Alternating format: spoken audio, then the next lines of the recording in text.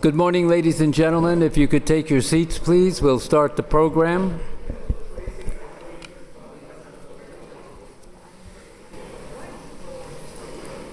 Good morning, and thank you all for coming. It's my pleasure to welcome you all to Rice University's Baker Institute Center for the Middle East. This is a bittersweet moment for me because this will be the last event that I will be hosting as the founding director of the Baker Institute, but the good news is that I'm very proud and delighted to be hosting this event, which is so timely and relevant in terms of the substance and the issues that we will be discussing today. There's no question that the sands are shifting in the Middle East. There are geopolitical trends that we're all aware of that affect the Middle East and affect all the countries in the region, and certainly U.S. foreign policy makers. You've seen in your program that we are going to be addressing some of the major issues. They're just a few of the major issues, drawing on the competence we've developed here at the center. And I am also very delighted that you'll see the list of participants, experts that we've recruited from outside, from prestigious universities and think tanks who are truly outstanding scholars, fellows, and experts in their various fields. So this one-day conference will consist of 4 panels showcasing not only the areas of expertise that we've developed, but going beyond that. And each of the experts on each panel will examine the most pressing issues in the region, including the ongoing developments between the Gulf Cooperation Council states and Iran, the Israeli-Palestinian conflict, Islamist politics, refugees and migration, and other issues that will come up. We'll have a moderator from the Baker Institute for each panel, and then we'll have time for questions and answers. The first panel is the evolution of Islamist parties in the aftermath of the Arab uprisings. The second panel will be the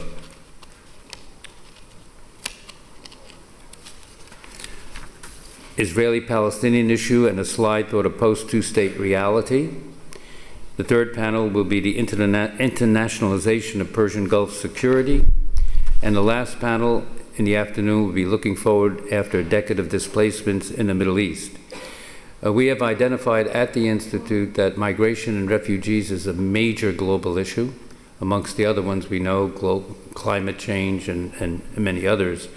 But we're focusing more on migration, not only in the Middle East because of political turmoil, but migration also because of climate change. We'll have at the luncheon, I'll have an armchair conversation with my right-hand intellectual academic advisor for all these years, who's kept me out of trouble with the faculty, Dean Alan Matisow.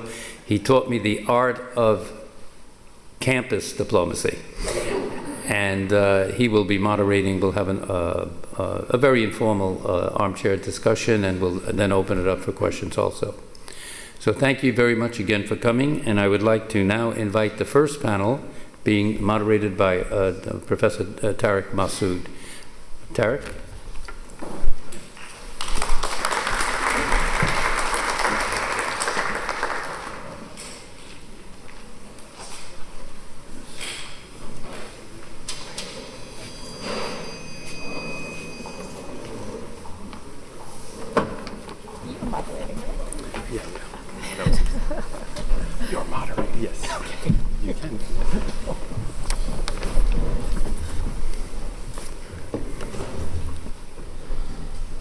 All right, good morning. Thank you for coming to our conference this morning. I want to give a brief introduction and then introduce our panelists. We have a great lineup of panelists here this morning. So political Islam, or Islamism, as an ideology has captured the minds of those concerned with the state of Middle Eastern politics since the 1970s at least. Two developments in a span of 12 years between 1979 and 1991 has really fundamentally shifted the discourse on political Islam in the region, but also outside of the region.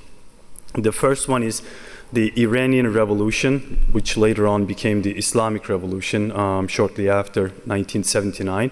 And then 1991, 1992, the rise of the Islamic Salvation Front in Algeria, which resulted in a civil war that lasted many years. So these events laid bare two particular issues as it relates to religion and politics in the region. The first one is that Islamist politics was popular.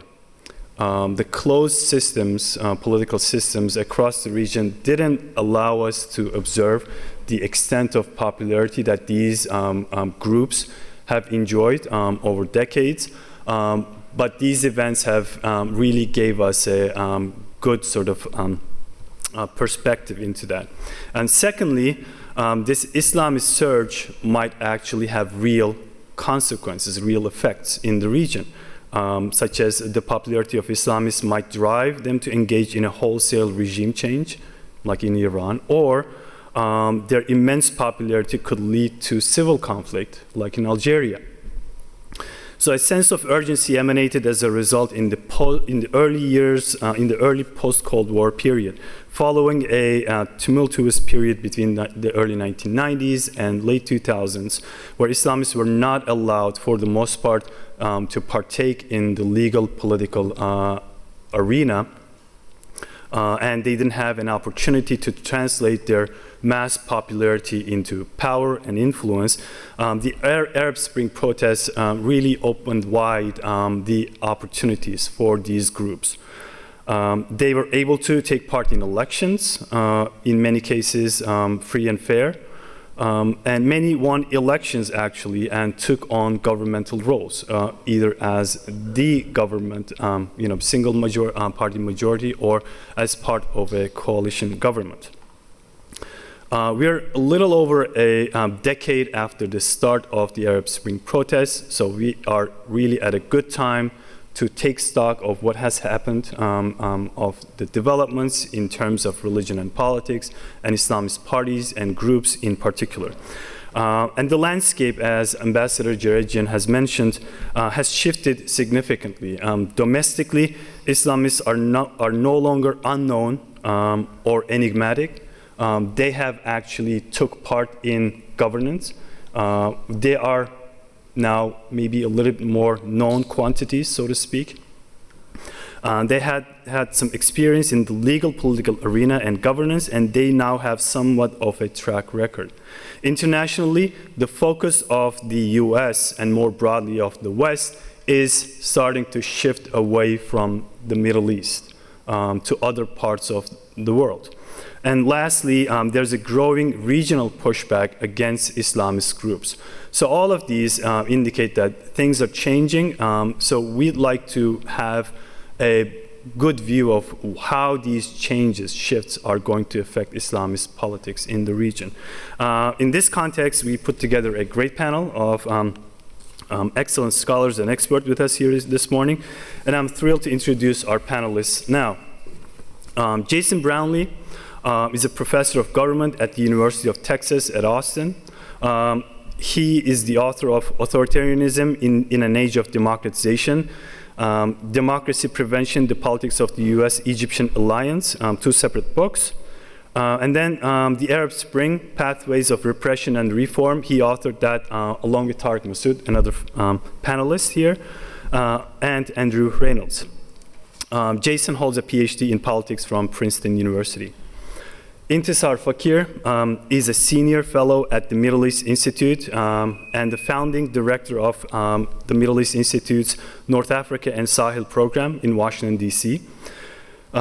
Before this role, Intisar was a fellow at the Carnegie Endowment for International Peace in D.C., where she was also the editor-in-chief of the bilingual Middle East platform, SEDA, which is an excellent outlet to learn about developments in the region, written by really top scholars from the region, but also from around the world. Intisar is originally from Morocco and holds a master's degree from the Elliott School at George Washington University.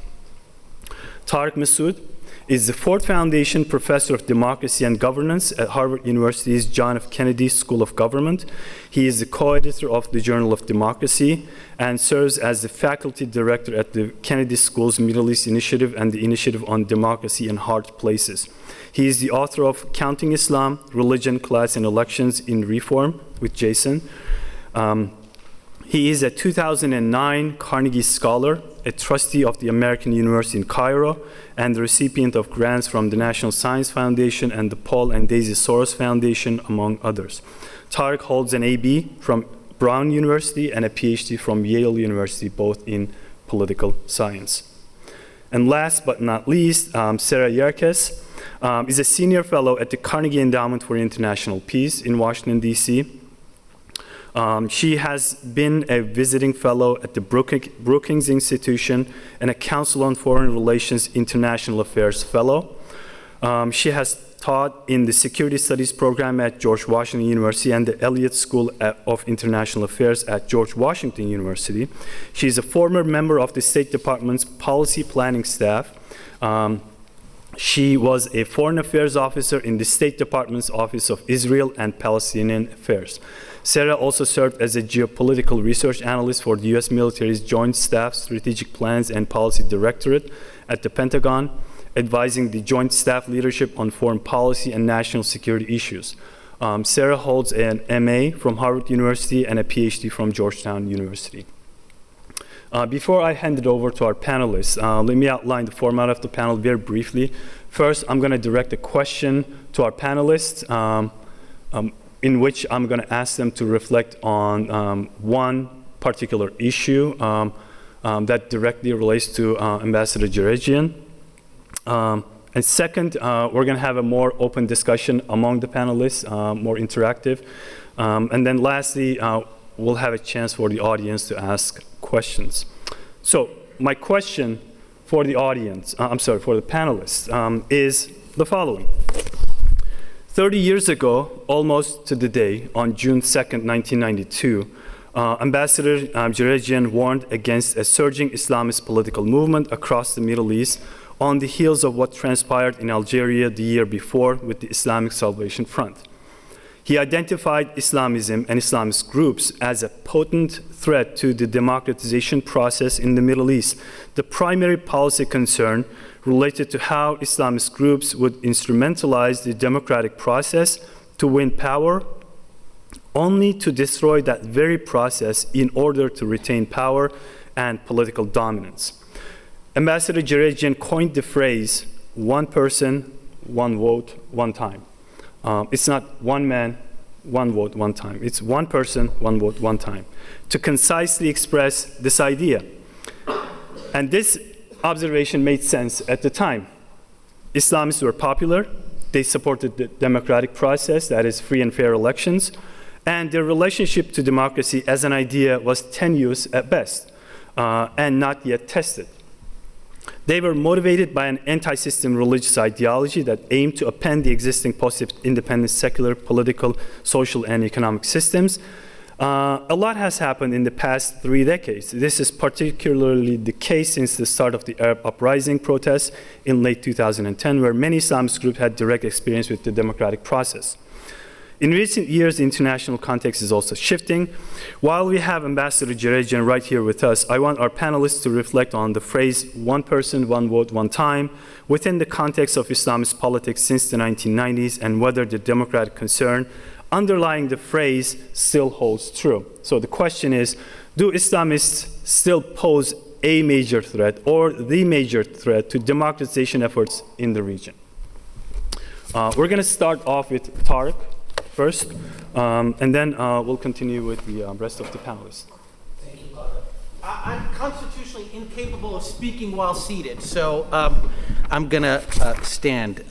First of all, I want to thank Qadir and Ambassador Djerejian for inviting me. Last time I was on a panel with Qadir and Sarah, my mandate was to talk for 5 minutes, and I talked for 15. I'm still embarrassed by that. Okay, so as Qadir mentioned, tomorrow is the 30th anniversary of Ambassador Djerejian's Meridian House speech, in which he uttered that pithy phrase that Islamists, in fact, he wasn't specifically talking about Islamists. He said, we support those who want one person, one vote. We do not support those who want one person, one vote, one time. And what I want to do, and how we've interpreted this statement is that, did I lose my mic? Already. How people have interpreted this statement as really applying to Islamists, that the fear of one person, one vote, one time was most apt in the case of these Islamist political parties, which, as Dr. Yildirim mentioned, were thought of as anti-system religious fundamentalist parties whose commitment to democracy extended only so far as their ability to use it to get to power.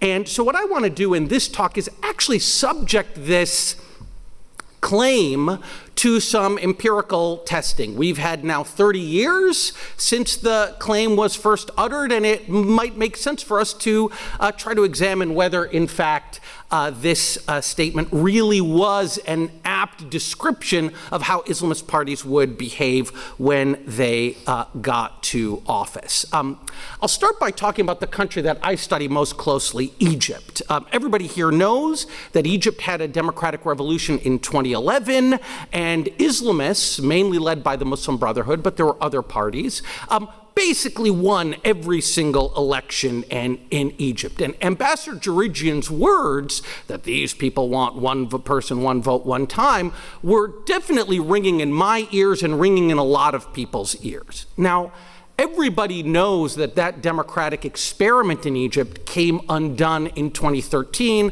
when the military intervened. This actually handsome gentleman intervened, that was a joke, he's not handsome, intervened to overthrow the democratically elected president of Egypt. And the argument was, this was an argument made not just by the military, but many respected analysts, is that this intervention was necessary because the Islamists, though they came to power democratically, were busily undoing democracy.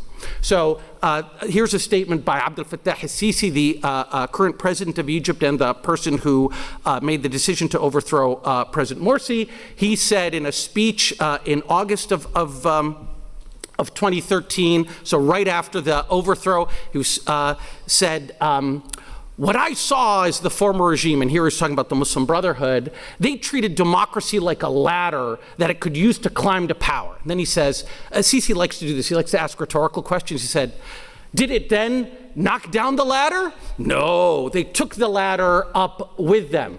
And then he got really mad. He's like, I swear to Allah, I was told, apparently by the Muslim Brotherhood, that we have come to rule for 500 years. So President Sisi is legitimating his intervention in politics by saying that the Islamists were going to do one person, one vote, one time.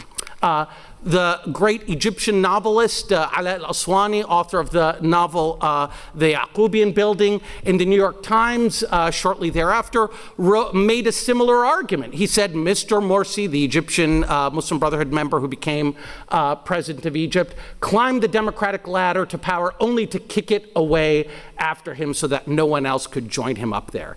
And, we may not think a whole lot about, the engineer of the military intervention or this, in my view, not terribly great novelist, but even some great analysts, people who I actually, at whose altar I worship, also made an argument that look, even though the democracy was undone by the military, we can't neglect that the Muslim Brotherhood's conduct in power looked, in fact, like they were constraining and constricting the democratic space. And so the most handsome person on this slide is my friend Jason Brownlee, and Professor Brownlee, and Professor, I think I was there when this picture was taken, actually, and Professor... That's our 2015.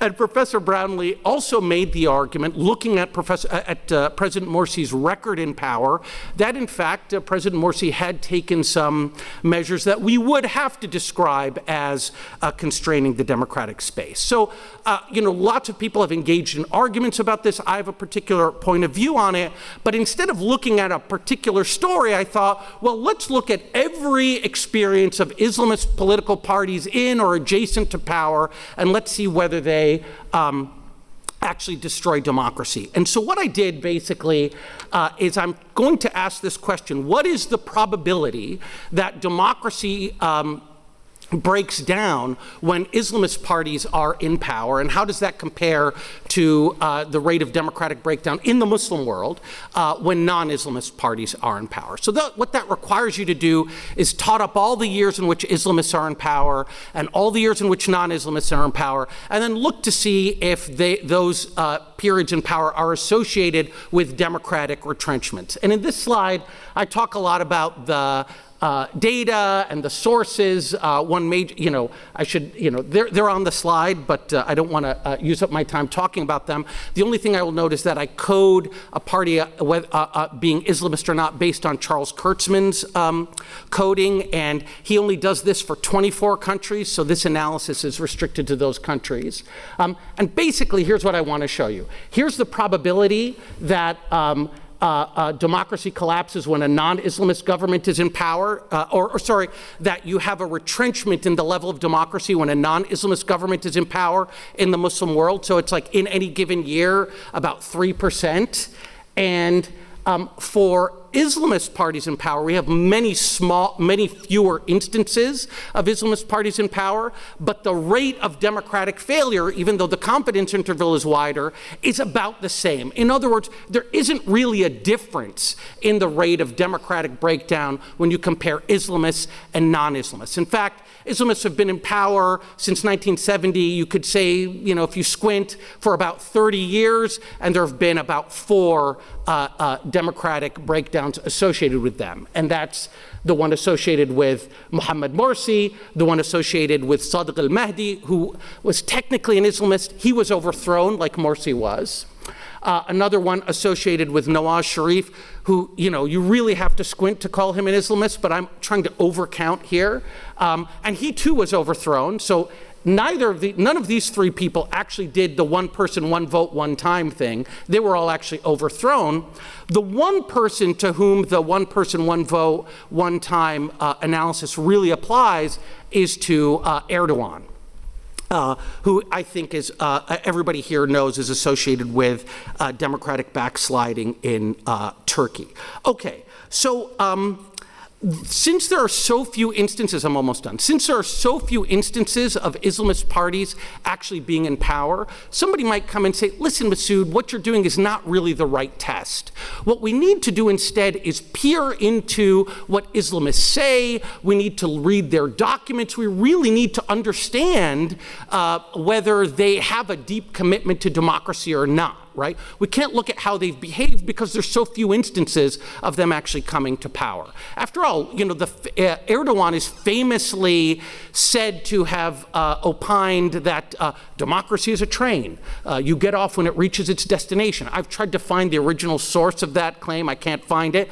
But the question is this what Islamists think? So the way I want to answer this question is actually by looking at a new source of data that just came out from the Varieties of Democracy project at the University of Gothenburg. And this is called the V-Party project. And what these people did is they code political parties around the world since the period I'm using is since 1970, and they code these parties on their organizational and ideological characteristics. So they're measuring the degree to which, this is based on expert opinions, but it's the best source of data we have at the moment, the degree to which political parties around the world believe in democracy, believe in the use of violence, believe in or are against the use of violence, believe in minority rights, etc.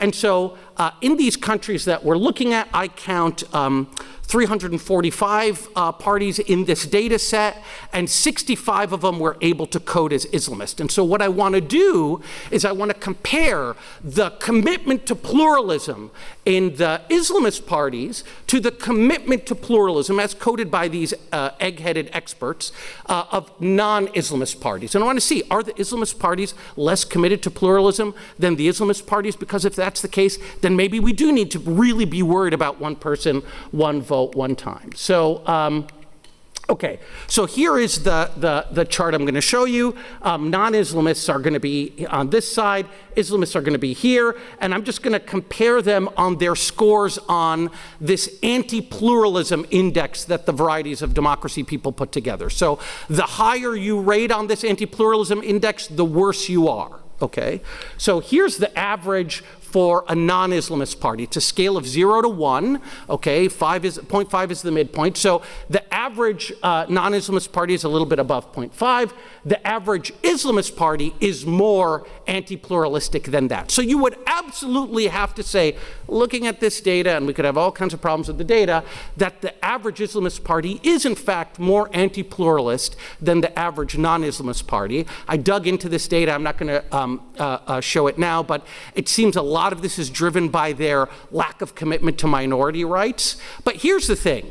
If you look at the average level of pluralism of all the political parties in the data set for all countries, Muslim and non-Muslim, it's this red line over here.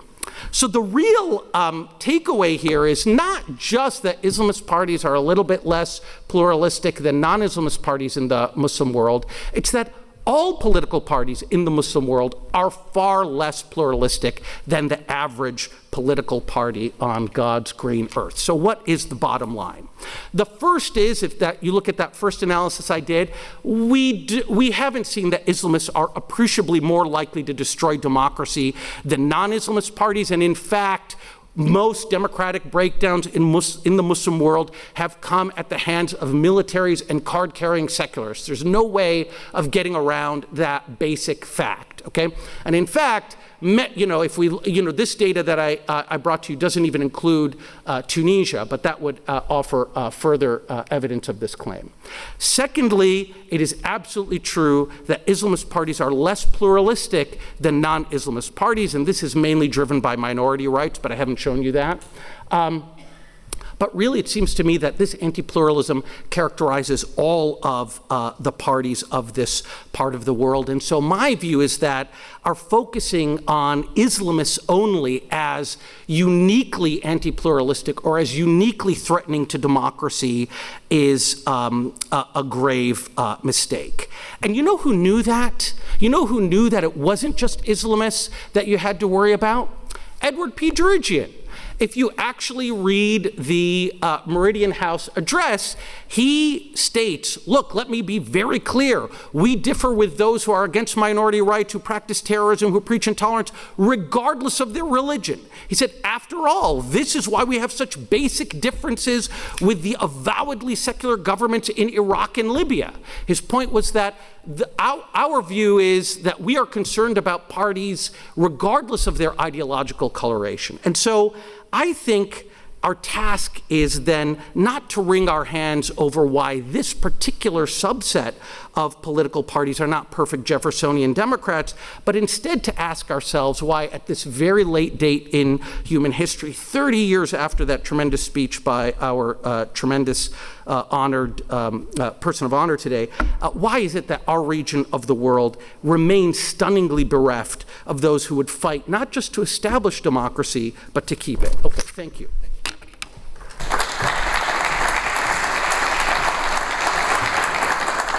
Thank you, Tarek. We'll continue with Intisar. Sure. I don't have any slides, and I'm perfectly happy to sit, so...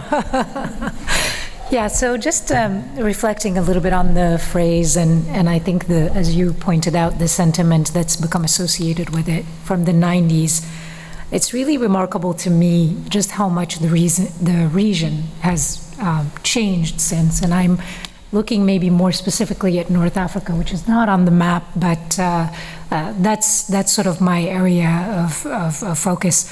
North Africa has undergone significant changes, certainly 9/11, the war on terror, mass mobilization, of course, in 2011, as you've explained, which brought different degrees of political change, a new political system, a transition in Tunisia, a new political process in Morocco, and a newish regime in Algeria since 2019. Ongoing political conflict in Libya and economic hardship in the in the aftermath of a global pandemic the full impact of which is still unclear. And of course, also geopolitically, we've seen increasing presence of non-traditional partners like China, Russia, and more recently Israel through the normalization agreement with Morocco. So quite a different context, all told. And with this, really, to me, the question about the role of Islamists, particularly for local populations, but I think also for foreign governments that are concerned about the rise of anti-Western regimes, it's just not as much of an urgent concern as it once was. And the issue has been receding in importance for a number of reasons, as we've heard. But I think one key element is that the Islamists are perceived to have failed in delivering on their promise. For a long time, political Islamist parties positioned themselves as the answer. If they could participate fully, they would deliver on economic and political challenges that these countries face. But they've not lived up to that promise, and it was really always doubtful whether they could, given that in the context where they operate, the solution is not going to be really held by any one particular actor. So just to say a couple of things on the context in which they operate, and I'll talk maybe a little bit more specifically about Morocco and Tunisia, which have somewhat of a similar experience. In Tunisia, Nahda has been part of the post-revolution transition process, along with other actors. In Morocco, the Islamists, the Justice and Development Party, has been participating in elections since the late 90s, but came to power in 2000 election. Within a system that's very much dominated by the monarchy. The monarchy's dynastic claims give it this dual religious and political role through which they dominate politics, but they also dominate the economy, and they really set the social agenda in Morocco. So the Islamists could never really dictate a course that is different from what the monarchy sets for the population. So throughout this process of participation, what's become really clear, I think at least in Morocco's case, and in Tunisia I would say also, is that these actors were no more a threat to democracy, as you said, Tarek, than any other actor within the system. In fact, their participation, again, we could argue, sort of solidified democratic norms. They were voted in, and in Morocco's experience, voted out, at least in the last election, and are now part of a very small opposition in parliament. And B, that Islamists in Morocco had learned to kind of calibrate their relationship with their dawah wings, which is their more religious sort of scholarship, proselytizing, and outreach, social outreach wing, which in the Moroccan structure is all part of the same institution. It's called the MUR, the Movement for Unity and Reconstruction. So the party had kind of learned how to sort of modulate that relationship. And they kind of learned to put distance between these two structures whenever they needed to. And again, more important, I think, for our purposes, is that while in government and in parliament, the policies that they pursued were not meaningfully different from other political counterparts. And so in that sense, they're seen as having failed, but not as religious actors, because the religious element, again, was not at the forefront of how they governed. But they are perceived as having failed for the same reasons that other political actors fail, essentially in inefficiency and ineffectiveness. Just to give an example here a little bit on Morocco, and I can go into some of the details. If you look at the party's programs, their orientation, you wouldn't really be able to pick them out as a religious sort of group. Their appeal and what got them elected initially was because they were not seen as part of a corrupt and co-opted political class. They promised that they've kind of, in the way that they positioned themselves before the election and through very limited participation in the late 90s, is that they take public service very seriously, they take commitment to their voters very seriously, and they want to sort of serve, essentially, which is what politicians are supposed to do, but don't really do in the Middle East. And this resonated with voters in 2011, when their participation in the election was not constrained. They came to power with a pretty wide margin.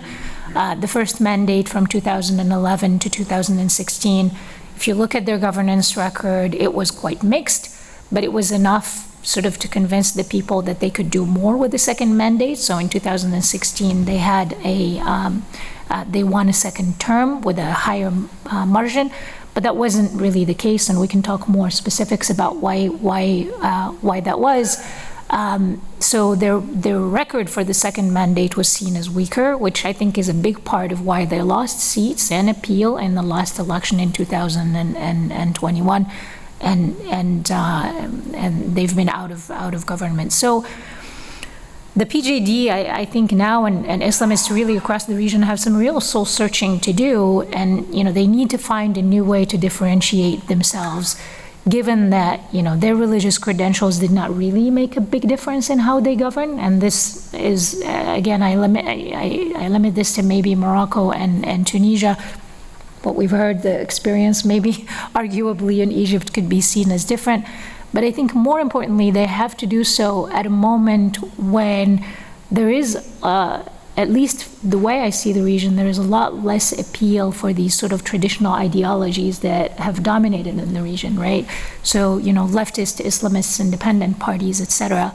So to me, it is really remarkable the extent to which there is a lot more interest in pragmatic, sort of technocratic governance that's not wrapped up in rhetoric, where it's all about delivering on material well-being, or at least on better service delivery for the citizens and for the people of the region. So I'll stop right there. Thank you, Intisar. Next, we'll have Sarah. Great, thank you so much for inviting me. I have to say I'm a Rice owl by marriage. My husband is a Rice alum, so he sends his hellos to everyone and is jealous that I get to be here and he does not. But I think that the question here that was posed of do Islamists, lost my mic too, do Islamists pose a or the major threat to democratization efforts in the region? The short answer is no, and I think we're hearing this over and over from all of us on this panel, but Tarek gave us a really great academic, and I'm glad the data confirms what I'm going to say in my think tanky, more sort of qualitative response here. And I think, what we've seen so far, and what I would emphasize, is that while the Islamists are certainly not without fault, and we'll get into the details of that, I'm sure, as we go along in this panel, they have not been, as a whole, any more autocratic than non-Islamist leaders and parties in the region. I think the best example of this is Tunisia, the area that I focus on. I'm going to offer some specifics on that. And I think there are a lot of parallels with Morocco, the things that Intisar has laid out very well about how the PJD has sort of approached politics. We see a lot of the same things in the Tunisian case related to Ennahda, the big Islamist party there. So first of all, Ennahda has been in Tunisian politics since the Arab Spring happened. They were pretty much banned before that, so they came to power following the 2011 revolution, and they've participated in one vote 3 times. So I think what we can see is that they have been able to kind of go through this democratic process, and again, we can talk more later on about sort of how poorly they've done at governing, but not related to being Islamist necessarily.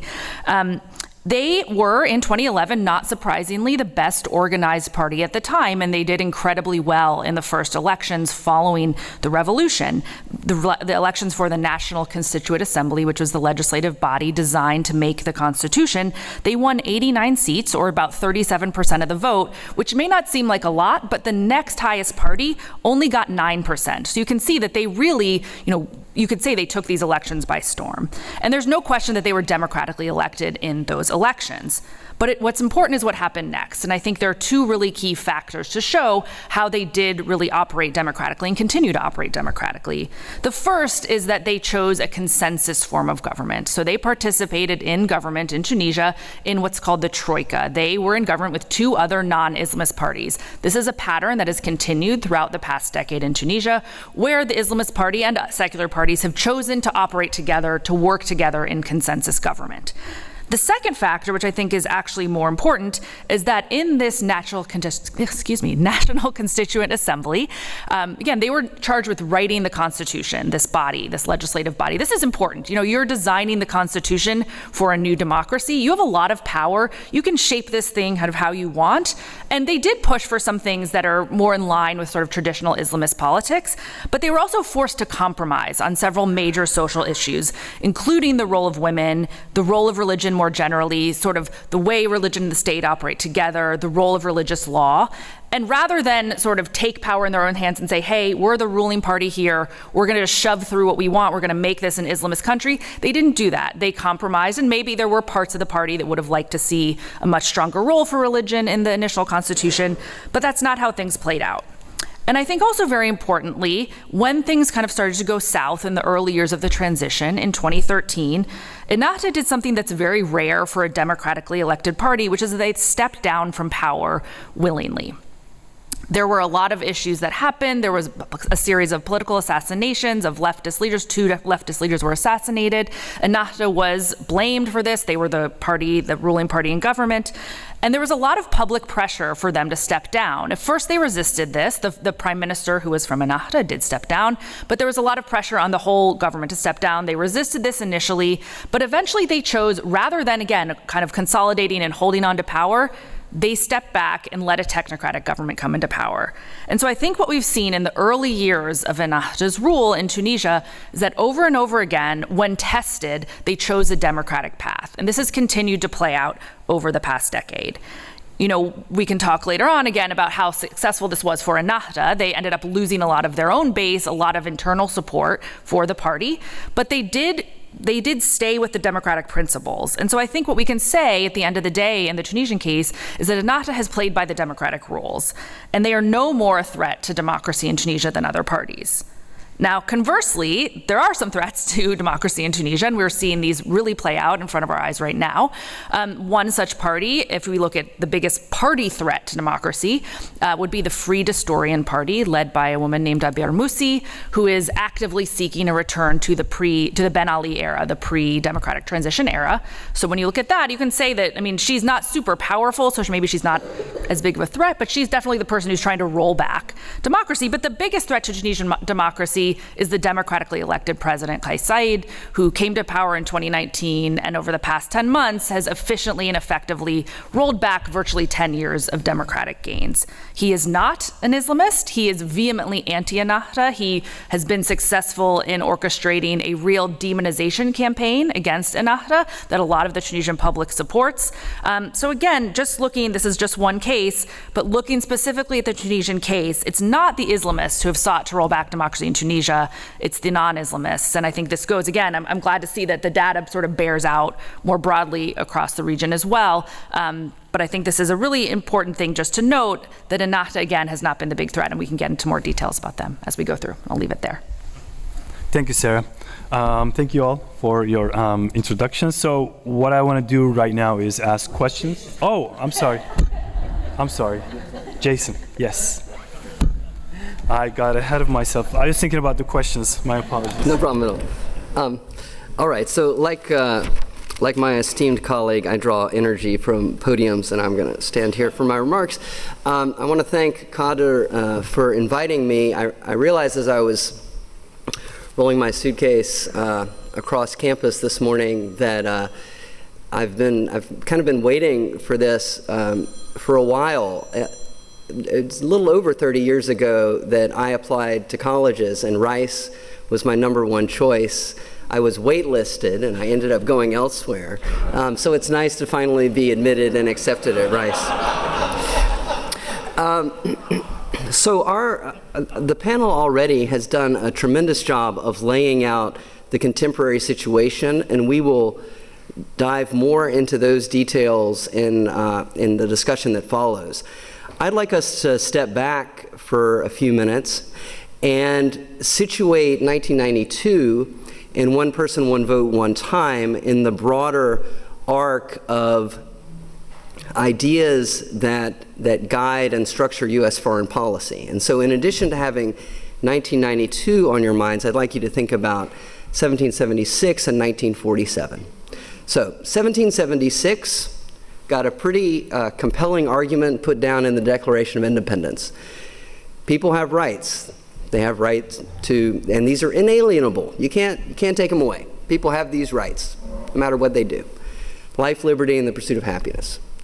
They set up governments to serve them, to help them advance those rights, and those governments depend upon their consent. When the governments fail in that obligation, when they no longer enjoy the consent of the people have the option to get rid of those governments or break away from those governments, start something new that does enjoy their consent, that does advance their rights. So that's 1776. 1947, the United States is the preeminent global power, the hegemon. It's the beginning, basically, of unipolarity. And the Truman administration announces an approach that runs counter to the ideas that I just reminded us of from the Declaration of Independence. If you're in Greece and you want to vote for communists, you want communists to be in your government, you're not going to have that right. Governments in Iran in 53, in Guatemala in 54, will not be based on the consent of the governed. In fact, the governments that enjoyed the consent of the governed will be overthrown. And this continues over subsequent years and decades across the Americas, Africa, and Asia, including West Asia and North Africa. Culminating in the calamity of Vietnam and Indochina. Ho Chi Minh, let's remember, actually quoted from the Declaration of Independence when he was pushing to get the French out. So, under the Truman Doctrine, which I think actually the ideas of it are very much with us still today, government is not based on the consent of the governed. It's based on the kind of the approval and the consent of outside powers to a great extent, led by the United States. And so, in that respect, there's a profound tension between 1776 and 1947. And let's note here, when I'm talking about the coups in Iran and Guatemala and these other places during the Cold War, it's not anti-communism. It's something broader than that. It was an opposition to assertive independent nationalism, a concern that people would go their own way. As the Vietnamese, I think it was the Vietnamese defense minister, later told Robert McNamara in the 1990s, we were not going to be pawns of the Soviets. We were not going to be pawns of the Chinese. We just wanted Vietnam for the Vietnamese. We wanted Vietnam, for ourselves, not for any type of outside power. So it's this fear of assertive independent nationalism that continues then in the 1990s. And so when we get to 1992, one person, one vote, one time, and then the subsequent policies and other administrations, it's really an extension of the 1947 worldview. If people in other countries don't consent to their governments, whether they're Egyptians or Algerians, they're not going to be allowed to build a new government, whether it's through elections or through revolutions or through other means. They're basically going to be consigned to live under the government that enjoys the approval of the United States and other major powers. So when I come to this one person, one vote, one time, an Islamist, this topic that we're about to get into in great detail, and the issue of Islamists and elections and their commitments, I would encourage us to consider what a kind of 1776 approach would say. And I think it would say something like this. It's beside the point whether the groups are communists or Islamists or environmentalists or something else. If they are coming from the people, then they have those inalienable rights, and they merit a government that enjoys their consent, not some type of top-down dictatorship. And it's beside the point whether they're coming to power through votes or through other means. And it's also beside the point, and it's impossible, but it's moot, whether or not they can give us a crystal ball and say, see here, 5 years from now, 10 years from now, I will accept elections that go against me. I will voluntarily step down from power. It's beside the point because it's not on the people to demonstrate their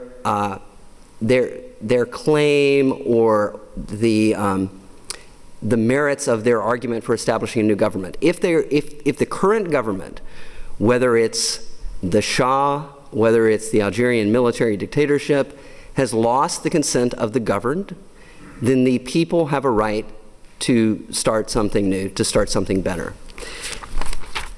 And so, whether or not, whoever Algerians, choose to rule them, whoever Egyptians choose to rule them, it's really their business. If we go back to those foundational ideas, which I think continue to have a great deal of merit and practical application. Thanks.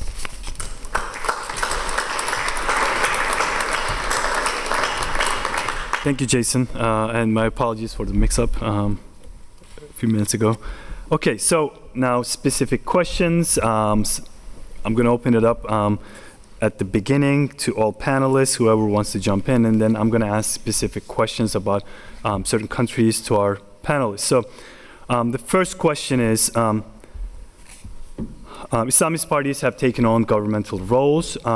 Do you observe, what kinds of trends do you observe in terms of the substance of the policies that Islamist parties make while in government? So the reason for this question, background is, Olivier Roy in 1990s, with the failure of Islam, has said that Islamist parties are, in fact, in their core, are not really different from secular parties in terms of what they want to do. With the track record of some of these parties, at least, that we see, what do you observe? Do the policies that these parties have undertaken been very different from secular parties? Should I just? Go ahead. Just very quickly. I mean, thanks, Qadir, and I do hope that we'll have an opportunity also to discuss the really important points that Professor Brownlee just made. But it's worth actually asking ourselves, what is an Islamist? So when I was trying to do this, as Dr. Yerkes generously calls an academic exercise, it's not trivial to identify a political party as Islamist or not. Like, are they Islamist because they have Muslim in the name? Are they Islamist because they come out of the Muslim Brotherhood? Qais Said, the current president of Tunisia, Dr. Yerkes correctly describes as a non-Islamist.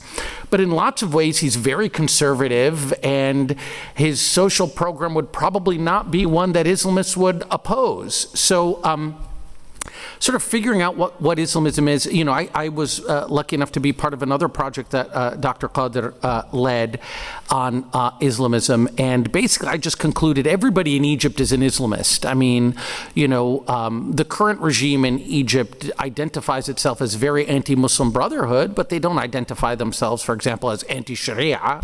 They don't identify themselves as in favor of human liberty, regardless of what people want to do with it. So I do think that's a question that we should engage in. It's relevant to the question you're asking, Qadir, which is like, what do these Islamists do when they get into power? And well, number one, they haven't had a lot of time in power, so this is hard for us to determine. I would say in the case of the Muslim Brotherhood, they weren't really very different from non-Islamist political parties, and you could look at this is why I was thinking of Professor Brownlee's comments. Look at how Mohammed Morsi conducted himself vis-a-vis the United States and Israel. Mohammed Morsi, when he was, God rest his soul, when he was in parliament, and there was some Israeli operation against Gaza. This was during the Mubarak years. On the floor of parliament, he said, Egypt needs to cut its relations with Israel and we need to start funding Hamas.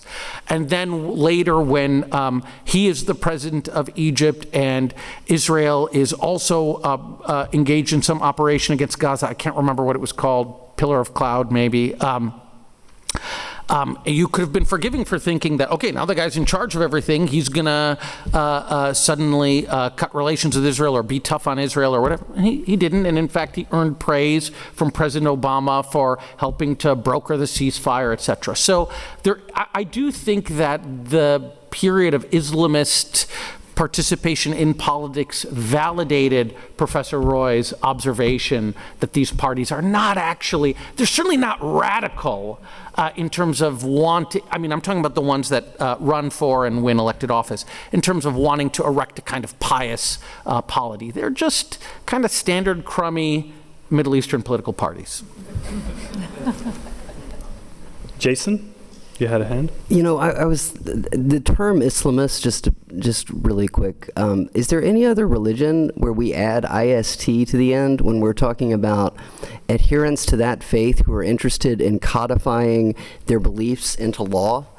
I can't think of one. We don't say Hinduists, we don't say Christianists. So I think that gets at what you're saying, which is that we're basically talking about Muslims who are belonging to political parties and have a vision of bringing their faith into public policy making. In terms of what they do in power, I think exactly what Tarek is saying. We know what they don't do, which is just like any other politician. They don't do exactly what they were saying literally to their supporters while on the campaign trail. So to extrapolate from statements while in opposition to what governance is going to look like is a mistake that seems to be repeatedly disproven empirically. Sure, yeah, I think this is a really important discussion that we're getting into about what is an Islamist, and it gets to this point of it when you're talking about Islamists versus non-Islamists. Often, you really can't call most parties in the region secularists. There's not really a secular movement, so it is get very kind of sticky. But I think an interesting sort of anecdote from the Tunisian case is that when they came to power, they really were kind of forced, I mentioned the consensus piece before, but they really had to water themselves down in order both to appeal to the Tunisian public, but also to the wider international community. And they, in fact, Rashid Ghannouchi, the head of the party at the time, came out and through their party Congress, they became a party of Muslim Democrats. No longer, they are not an Islamist party. That they do not call themselves an Islamist party anymore. And I think that that's really important.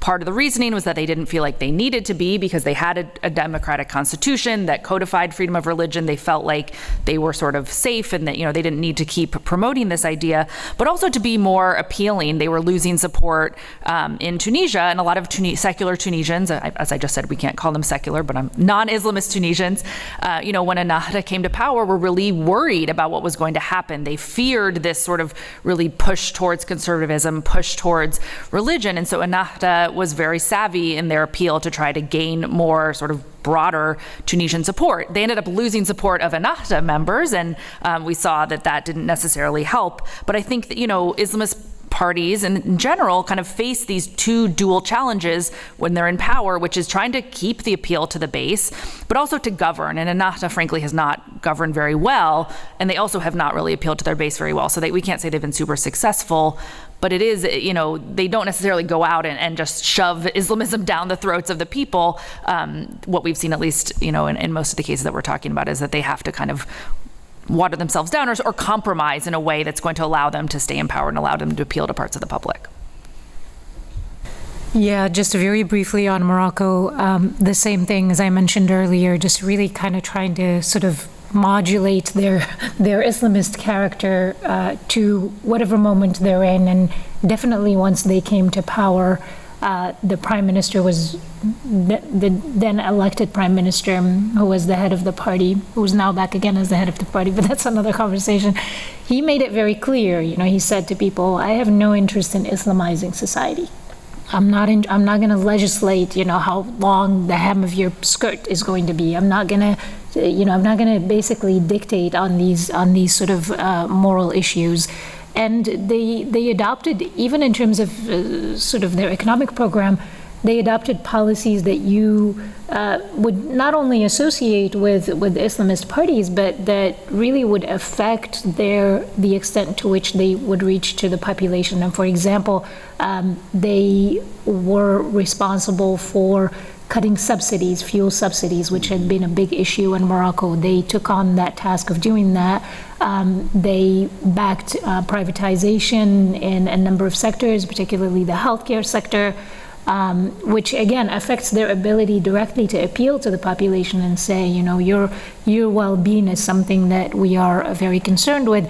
On the kind of social conservatism front, they supported exceptions to abortion in the case of incest and rape, in the case of a pregnancy that would be harmful to the health of the mother. Again, you wouldn't really think of sort of a conservative party as doing something like this. They even oppose things like taxing the sale of alcohol in Morocco, which is you would say very sort of out of character for them. So very pragmatic and not all that different from other parties. In fact, in Morocco, which as both Sarah and Tariq are saying, it's very difficult to sort of, kind of point to one party that's purely secular, where, a lot of parties have their own kind of religious credentials, of course, in addition to the king as well. They stood behind some of these programs that other parties would not support. Can I just add, just because we're all kind of agreeing, and that does make me nervous,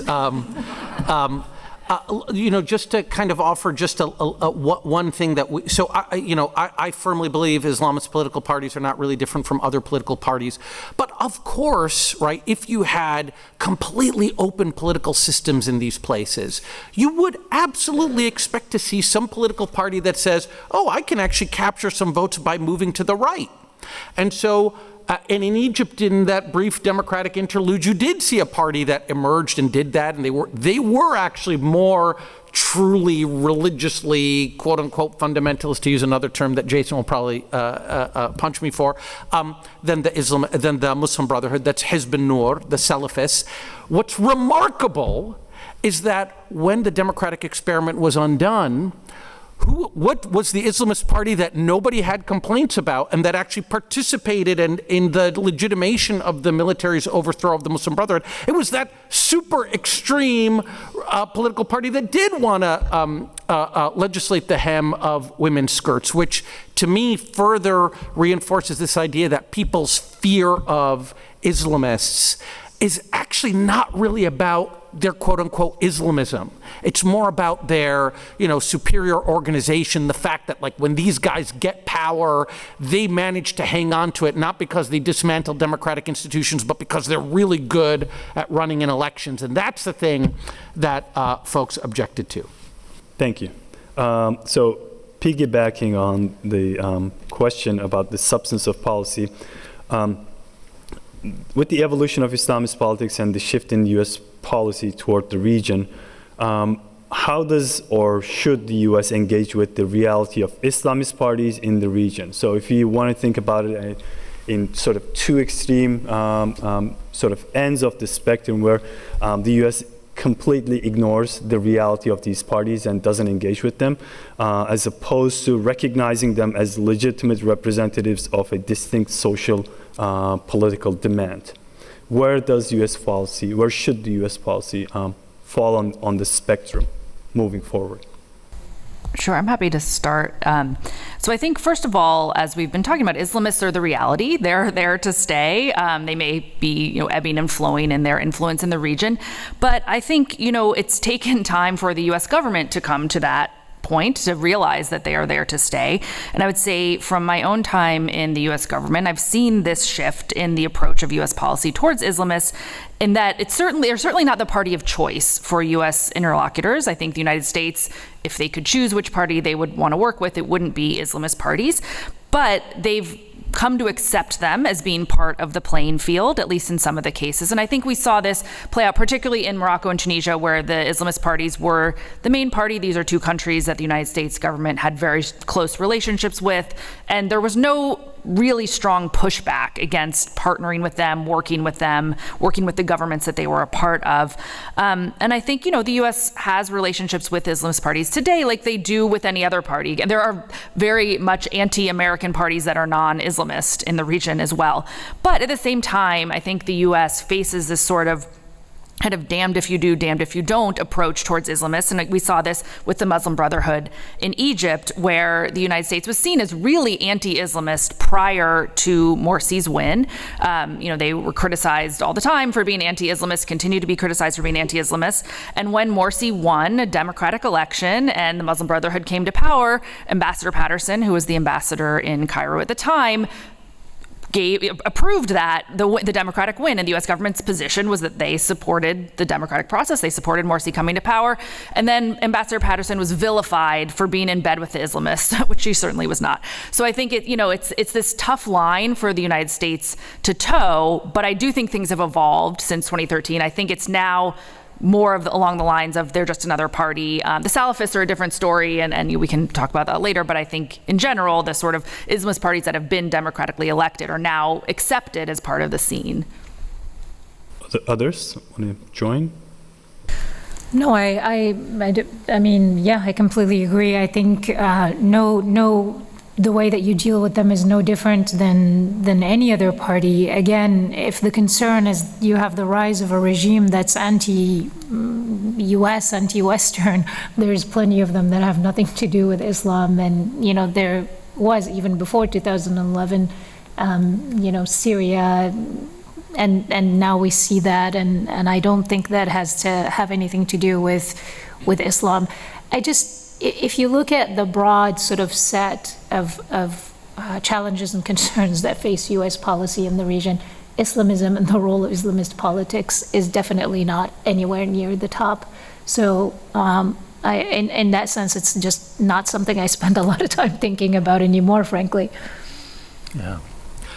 I don't have much to add to what Intisar and Dr. Yurkis said. I think, I think the bigger problem for U.S. policy is I don't know what we're trying to achieve in the Middle East.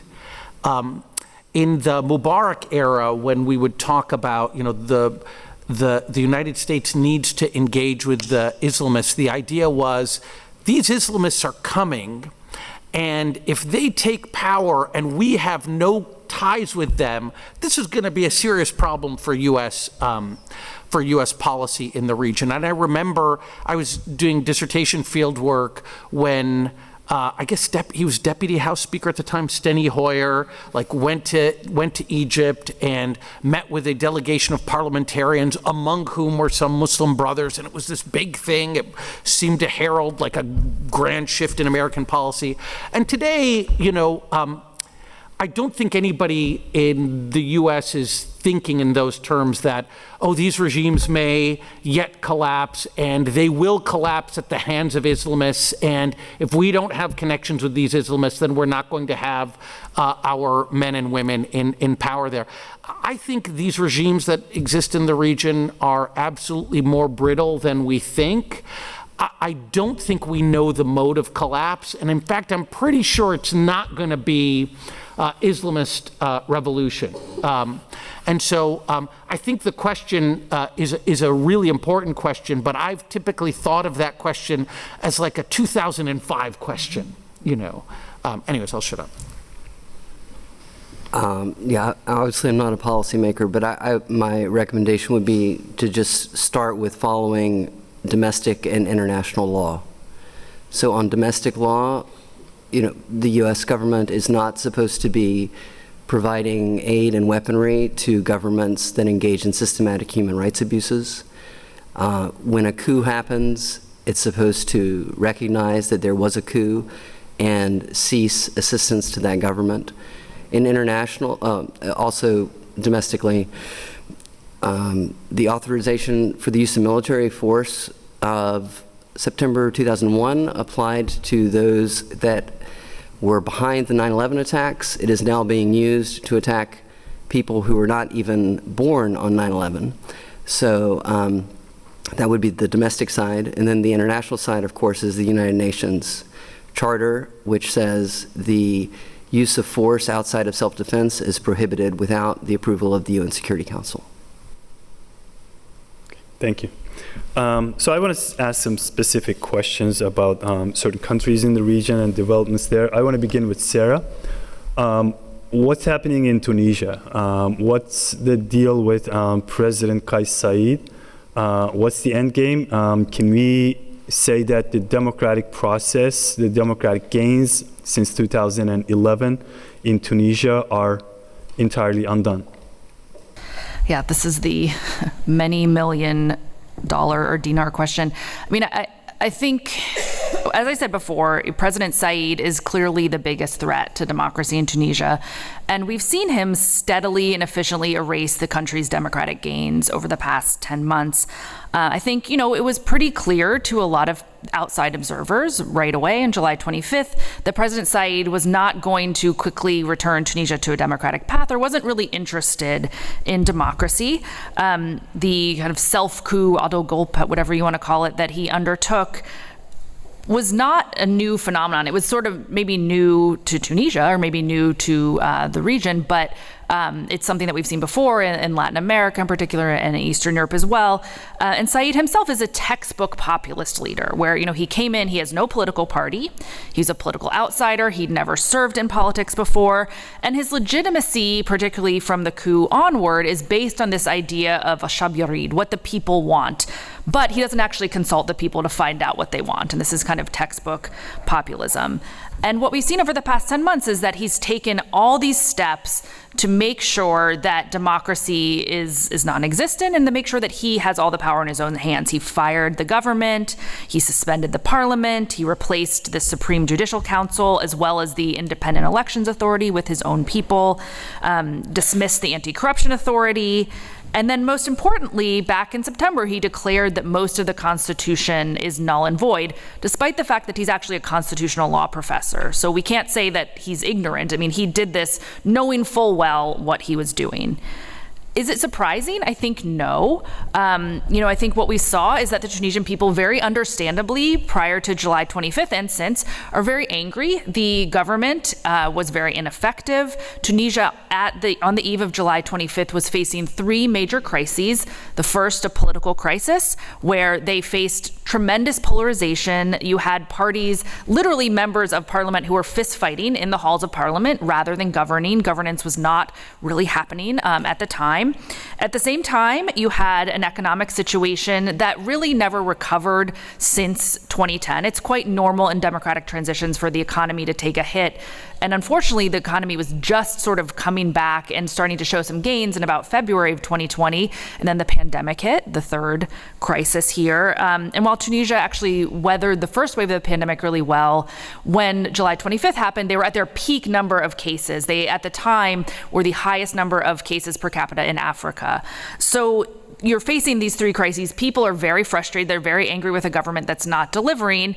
Saied came in and seemed to be, to many Tunisians, the savior. He was going to actually, as he said, kind of fix Tunisia. He has not done that. Where is it headed? I think this is I don't want to speculate too much. I don't want to be caught saying something that's completely wrong in the future, but I do think there's a couple of things we can say for sure. So the first step right ahead is that he will be holding a constitutional referendum on July 25th, which is the one-year anniversary of the coup, is also Tunisia's national day, so symbolically important. But between now, so we're at June 1st, between now and June 30th, in 30 days, he and some people, we don't really know who they are going to rewrite the Constitution. The original Constitution, or the most recent Constitution, the Democratic Constitution, took 3 years to write. It was written with input from people across the political spectrum, civil society activists, everyday Tunisians, political parties. This is going to be a couple of guys in a back room writing a constitution in 30 days, and then they will hold a referendum on July 25th, a yes or no vote. What we know is that many civil society organizations, including most recently iWatch, who is the Transparency International branch in Tunisia, very, very effective and popular civil society group, have all called for a boycott of this referendum. So it's very likely to pass. If these groups do boycott it, we're likely to see this pass. And so I think the question of where we go next it depends on what this constitution looks like. In the worst case scenario, it declares President Saied president for life, outlaws political parties, erases all of the democratic gains, in this new legal body. But even in the best case scenario, we're pretty sure that this is going to really consolidate power into the presidency, change this democratic system that the Tunisian people themselves fought for and built over a decade. I don't think there's any really positive things to say right now about where the country is going.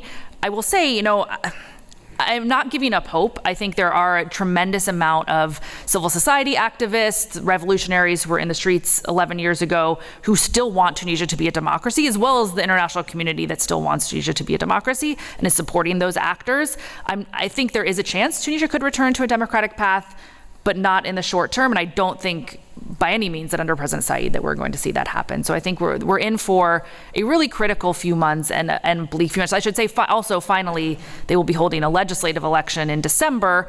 But the question there is, what does the legislature even look like when this new constitution comes out? And if this referendum passes and Said himself is sort of bulletproof and he can say that the majority of Tunisian voters approved this constitution in a referendum, it will be much harder to kind of push back against him. So I'm very, very pessimistic, but I do think, again, that this is a critical couple months where there is a possibility for civil society and the international community to come together and try to prevent the worst case scenario from happening. Thank you. Jason, so I want to pick your brain about, based on your expertise on democratization, authoritarianism. In Turkey, President Erdogan and AKP have been in power for about 2 decades now, almost in the fall. We know that he is popular. He's not, coming from he's not made of the cloth of all-time sort of authoritarians. He has a strong base, but the economy is doing not well. The lira, the currency, lost 70–80% of its value in the last 5–6 years. Inflation is through the roof. People are not doing well. How is he able to stay in power? What are the major dynamics there? And what do you expect to see in the next couple of years as Turkey is heading to elections? Okay, well, I think one of the Turkey is a very useful case for us and for this whole panel, because I think, just to point to Egypt for a moment, if we were going to run through kind of the counterfactual of Morsi staying in power after the sort of the takeover that he was engaging in 2012, imagine there wasn't a state-supported uprising against him in 2013 and the coup didn't happen, and he stayed in power. I think potentially Morsi and the Brotherhood could have gotten Egypt kind of on this exact path, sort of an Erdogan-Turkey path. And I think that's important to keep in mind as something that is distinct from like Saudi Arabia or other kinds of authoritarianism that have a significant religious component to their public policy making. With respect to Erdogan, at this point, it's looking pretty authoritarian. But I think what's important, and Kader, you alluded to it in the question, is to recognize that Erdogan is genuinely popular. He has a significant amount of popularity, and although there may be manipulation of election outcomes at the margins, there's no evidence that he's stealing them outright. Even when the economy is going through this difficult phase, he enjoys levels of approval comparable to what American presidents try to have on an ordinary day. And so how is he doing that? Well, there has been strong economic performance for much of his tenure. He's also been able to capitalize on elements of nationalism, including ethno-nationalism when it comes to sort of depicting the Kurds as kind of an other that he can mobilize voters in opposition to. And then it's hard to see if this is a if this is a top-down or bottom-up phenomenon, but he's also benefited from a fragmented opposition. Something similar to what Viktor Orban has in Hungary, where the incumbent can position himself in the middle of a fragmented field, and the opposition combined might, like on a good day, be able to get more than 50% of the vote sometimes, but not so much in Turkey. They're even weaker than that. But in Hungary, maybe they could have come close. But they're not able to do it in some kind of organized way that can actually replace the incumbent.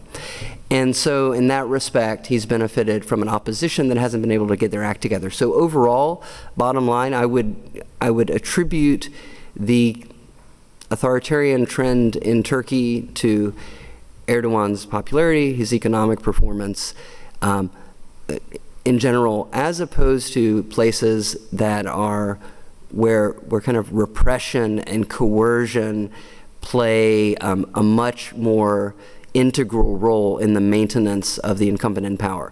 There's definitely repression and coercion going on in Turkey, persecution of civil servants, journalists, academics, one could go on. There's significant curtailment of freedom of speech from what it was 2 decades ago.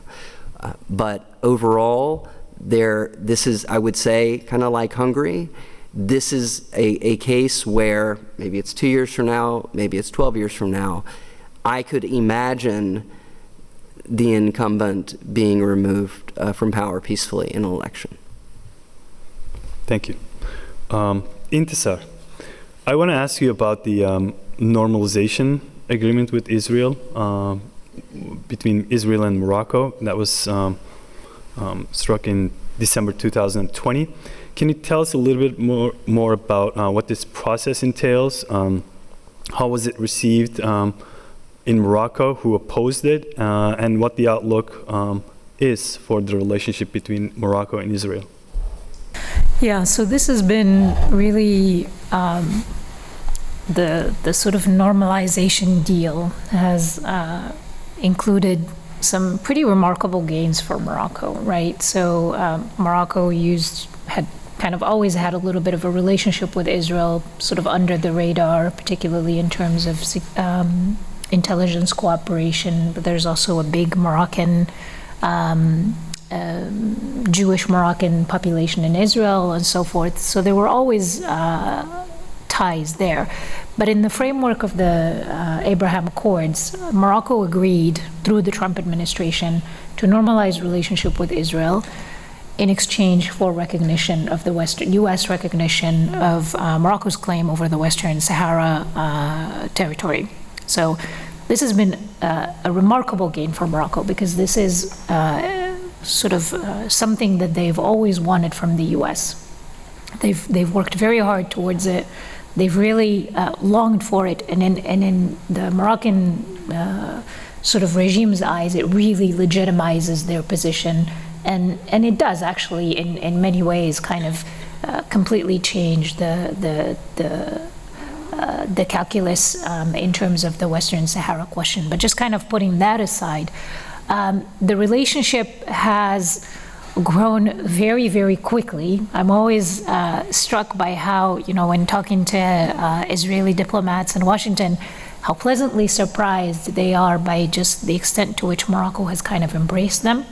The relationship has, I think, in my perspective, it's going to have some interesting implications on sort of security and the balance of power regionally, because obviously it's a big part of the recent tension that we've seen between Morocco and Algeria.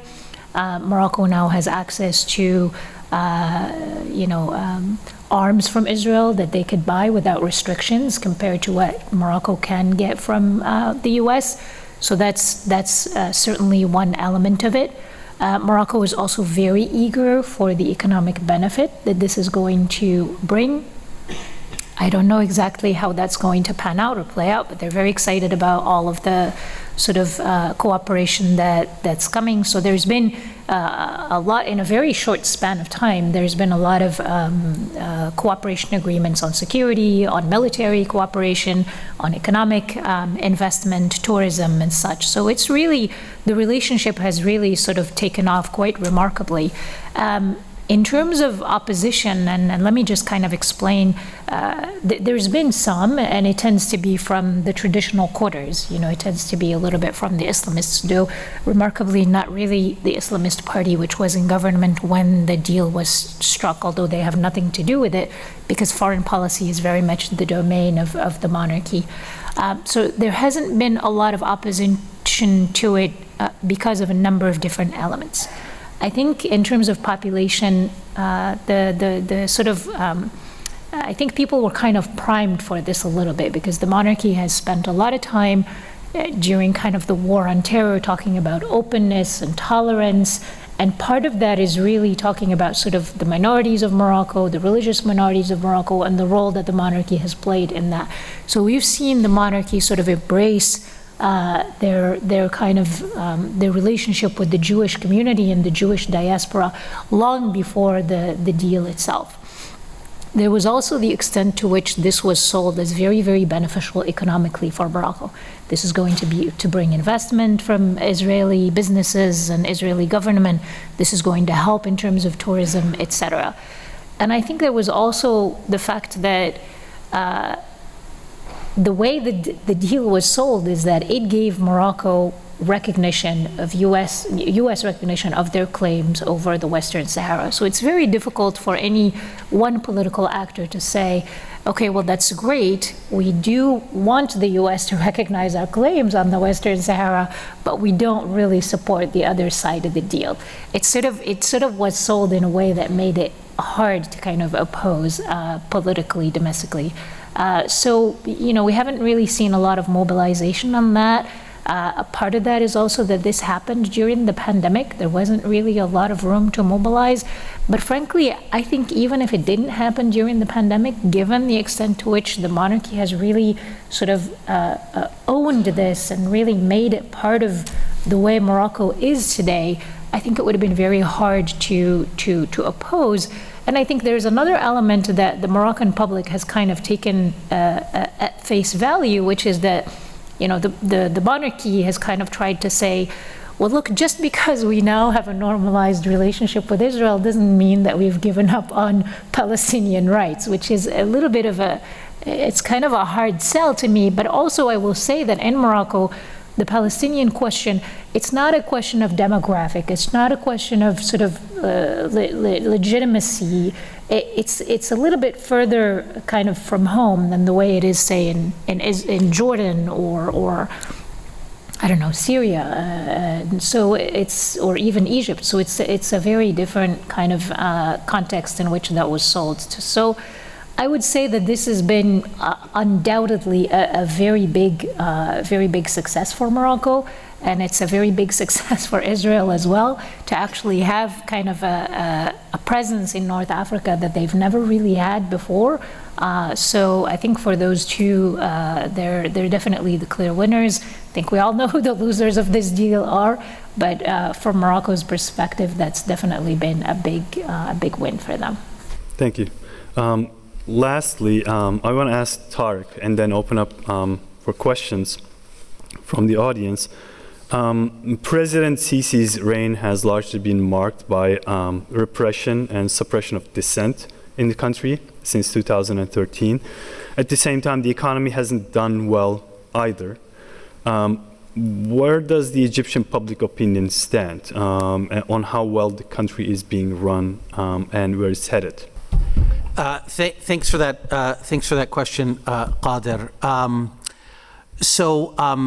You know,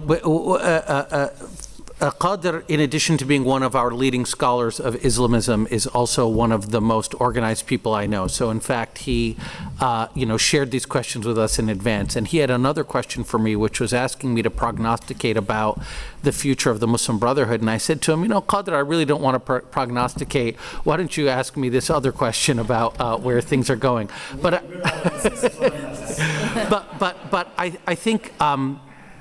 I think I'd say a couple of things. Qadir, you already said it. I don't think that the current government has been successful. You know, Egypt now has something like 13% inflation. There was just a devaluation of the Egyptian pound. Even people from sectors of society that we knew were supportive of the current government, particularly the business sector, which was or some segments of the business sector that were opposed to the prior regime, chafe under the current government's heavy reliance on the military to, you know, in terms of the military's intervention in the economy. So in fact, there is a feeling, I don't have public opinion data on this, but there's definitely a feeling that no matter who you talk to, they're not happy with how things are going in the country. Add to the fact, right, that the war in Ukraine is disrupted wheat supplies, and you get a ton of wheat from Russia and a lot of wheat from Ukraine, and subsidized bread is part of the engine on which the regime stays afloat, to use a mixed metaphor. So what I can say is that I think the government itself is very cognizant of the fact that their legitimacy may be ebbing. And I'll leave you with a story. The most popular television program during this last Ramadan, and Ramadan is like sweeps season in the Arab world. It's where, all of the great television series come out, and our television series, unlike television series in the West where a season is like 12 episodes, no, like we have an episode every day, okay? So, the top series this year was called Al-Ikhtiyar, season 3 of this show called Al-Ikhtiyar, The Choice, which is produced by Idarat al-Shu'un al-Ma'nawiyya of Al-Jaysh al-Masri. It's the morale department of the Egyptian military. It's right there in the credits.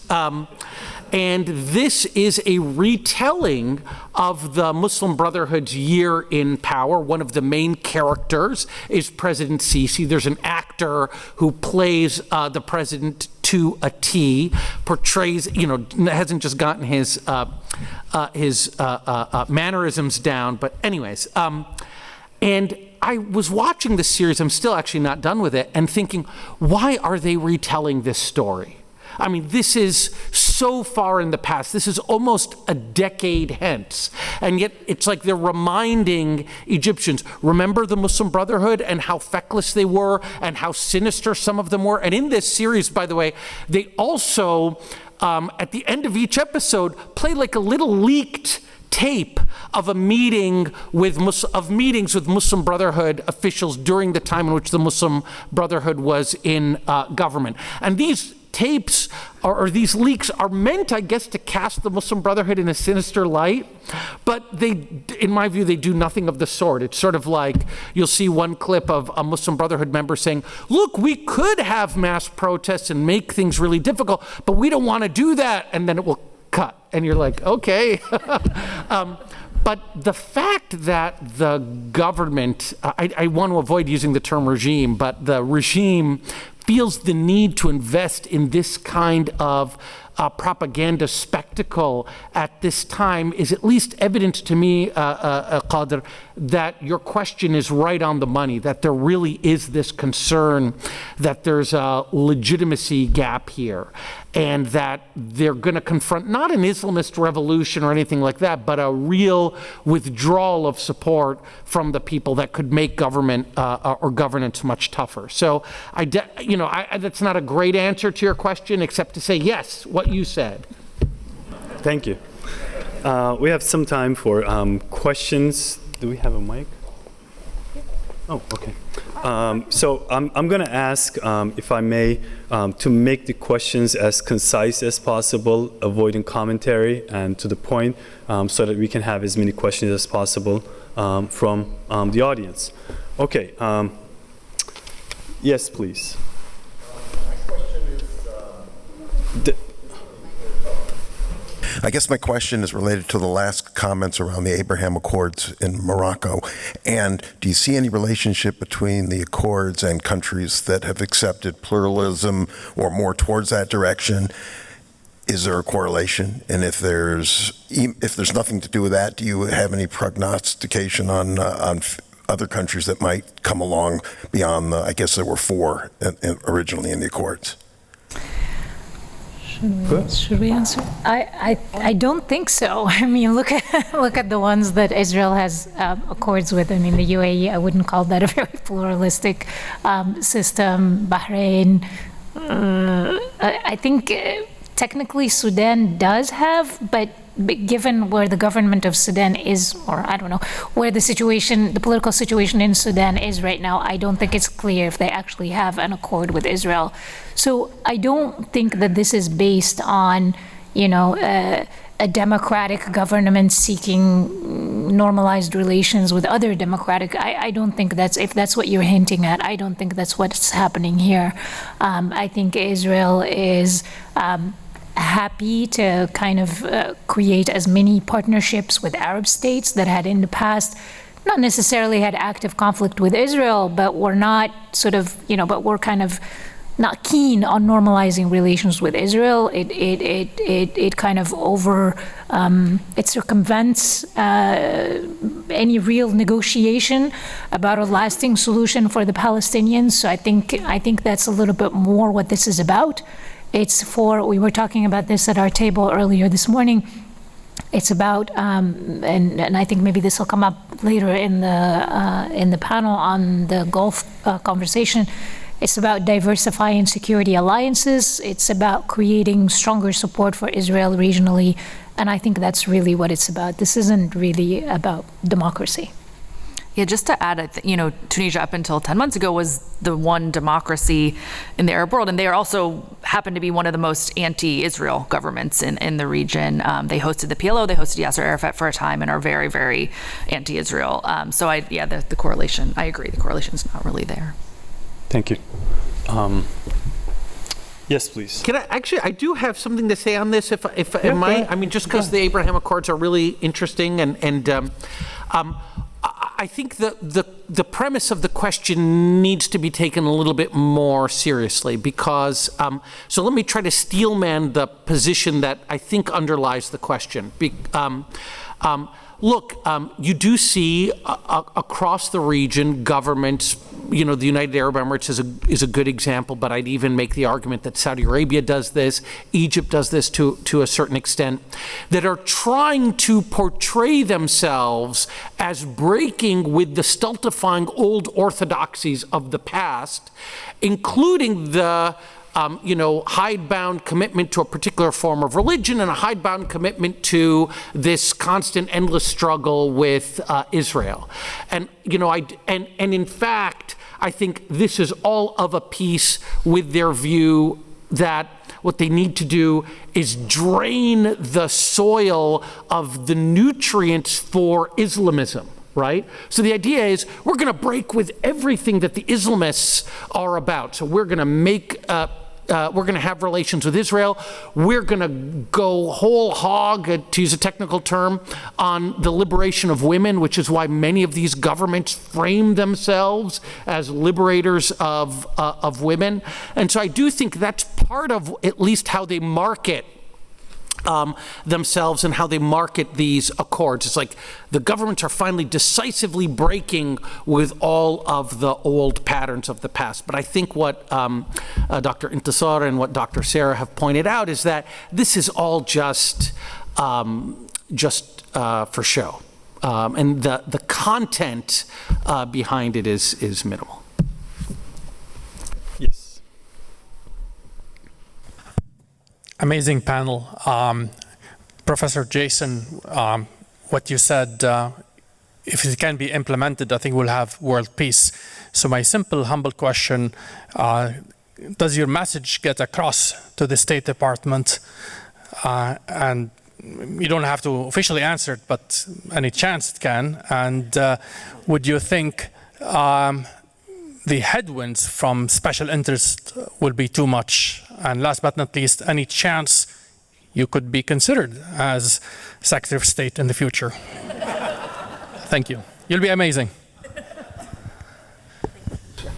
I think one thing that's encouraging is if you look at public opinion polling, you will see that American public opinion polling, you'll see that what I've said, it's just common sense. It's just known by people who are out there that when you get into the foreign policy establishment and you sort of get into the elite circles, that's when you start having these ideas that the U.S. has the ability or the responsibility to go out there and engage in political engineering in other countries.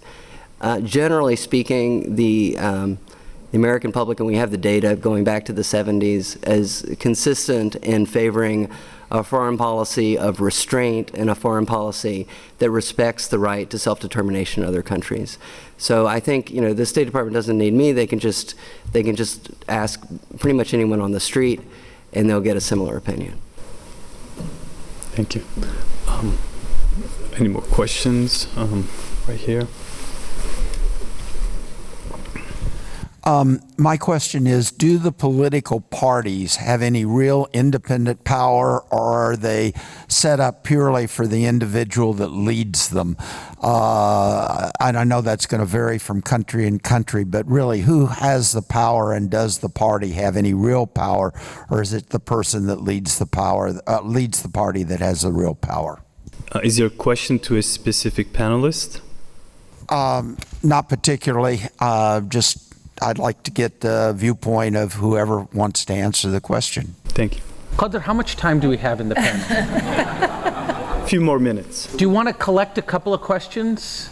We'll take maybe one more. So why don't we do it as a, Let's get that. take one more yeah. then, all right. Yes.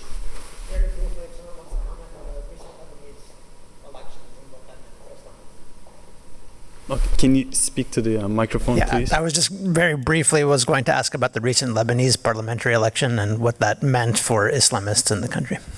Okay, so 2 questions. Have at it. I can take the one about the political parties, and here I think I will mostly talk about Morocco. I think the Islamist party, yes, the leadership plays a big role, but really the rank and file have also a very important say. They help set the direction. There are mechanisms that really allow for opinions and views to kind of inform the leadership.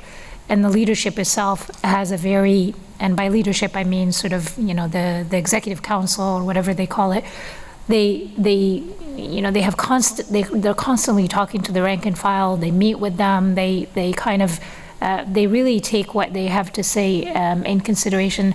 Now, there's been moments in which what the leader there was divide between what the leadership wanted to do and what the rank and file wanted to do, and that's sort of where you have these concepts of sama wa ta'a kind of coming in and playing, where, you know, the rank and file will say, well, we don't really agree with this.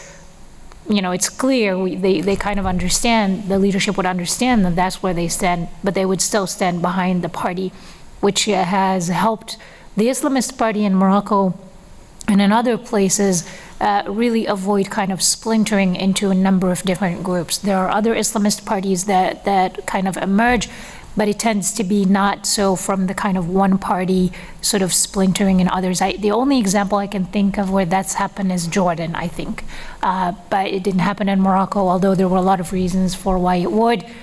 There was a big debate about whether it would happen in Tunisia, where Ghannouchi actually didn't used to, but has come to really dominate the party. It's become a little bit of a one-man show in that sense, but that's a much more recent phenomenon. Maybe Sarah would like to say a little bit more about that.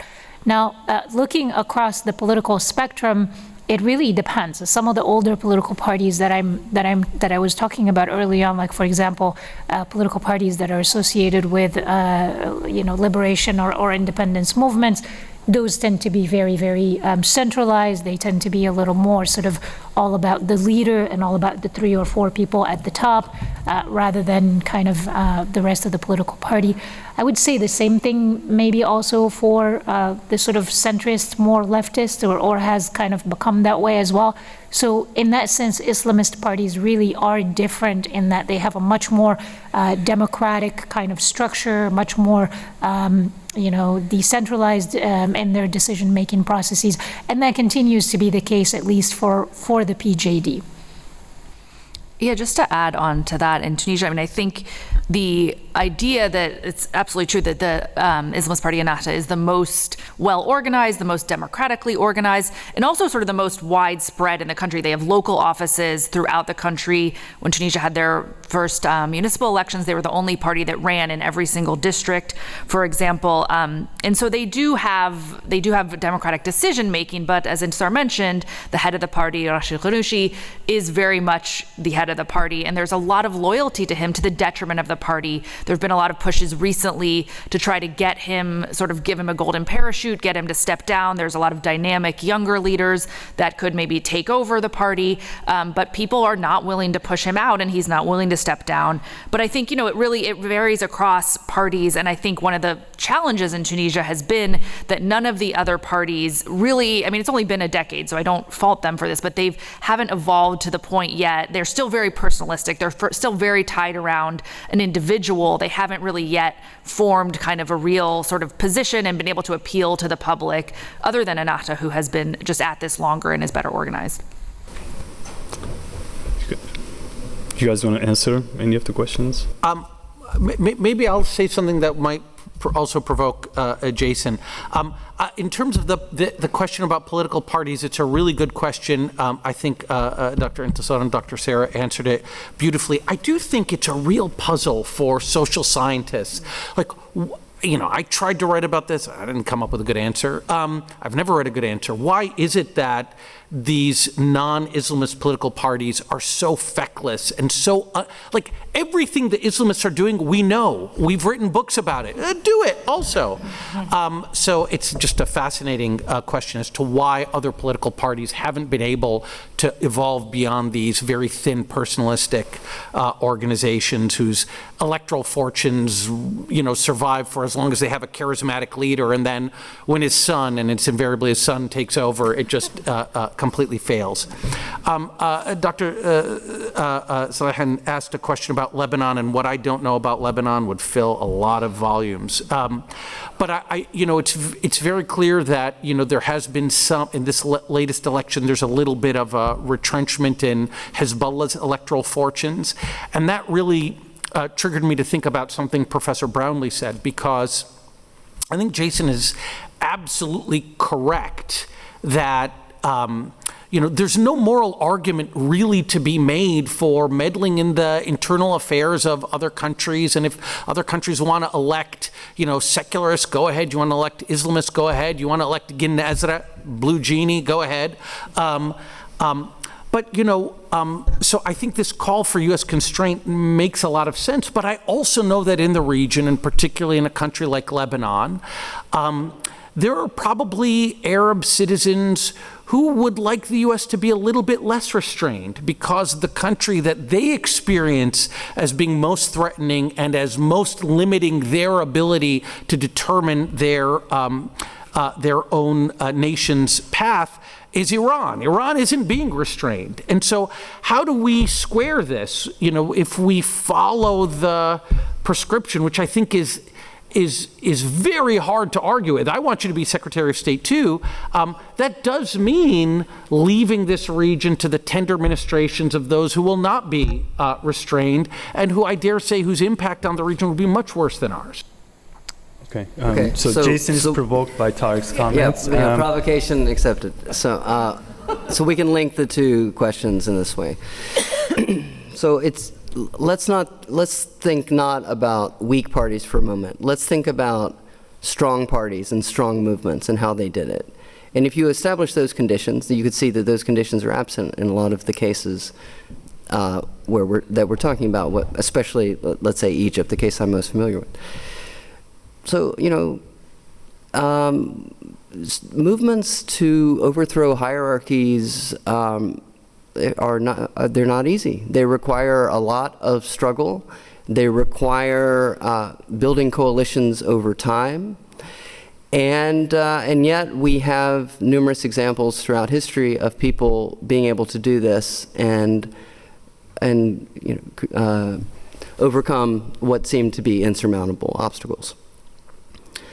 Gandhi did it without foreign intervention. MLK did it without foreign intervention. So I think we should let other countries have their Gandhis and their MLKs, and have those movements arise indigenously and organically as leaders build their own constituencies and then connect with other leaders and broaden that constituency. A big problem with the opposition parties, I'll stick to Egypt, because the Egyptian opposition parties that get an audience in Washington or that are happy to meet with foreign researchers like me is they do not have broad social constituencies in Egypt, a country of 100 million people.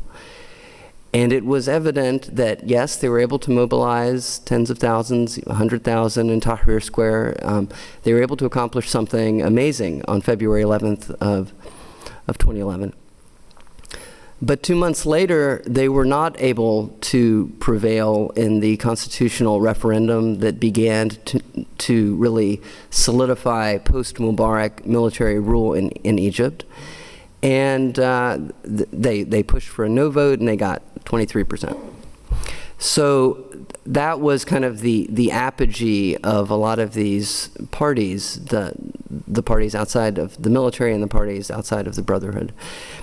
And so, yeah, the struggle for them, and it's one in which I feel very much like in solidarity. Like I met with the sister of Ala Abdel Fattah, Sana Saif, a few weeks ago. Her brother Ala Abdel Fattah is on hunger strike, the last I heard. He's been imprisoned by Sisi for years. It's pretty bleak. He's absolutely not a member of the Brotherhood, but he's Egypt's most famous activist at this point. His message, and you can, if you want to read what Ala Abdel Fattah has to say, his book is available. It's on Amazon now. It's called "You Have Not Yet Been Defeated," and the "you" is us. And his message to Americans is, "Fix your own democracy." That's pretty powerful coming from somebody who's sitting in different prison cells in Egypt. So I think there are ways of being in solidarity and being in community with dissidents around the world, with human rights activists. But it involves something very different than the sort of 1947 approach that I'd been discussing. And so with respect to Lebanon, it's up to the Lebanese to figure out how they want to come together and organize their government. And yes, there may be outside groups that are trying to manipulate Iran, Saudi Arabia, yeah. But that does not mean that we should then add to the level of foreign intervention and manipulations going on in Lebanon as well. Thank you, Jason, and thank you all panelists. This is the end of our panel. Thank you, everyone, for great commentaries, and thank you for being part of the conversation. We'll prepare for the next panel in a few minutes.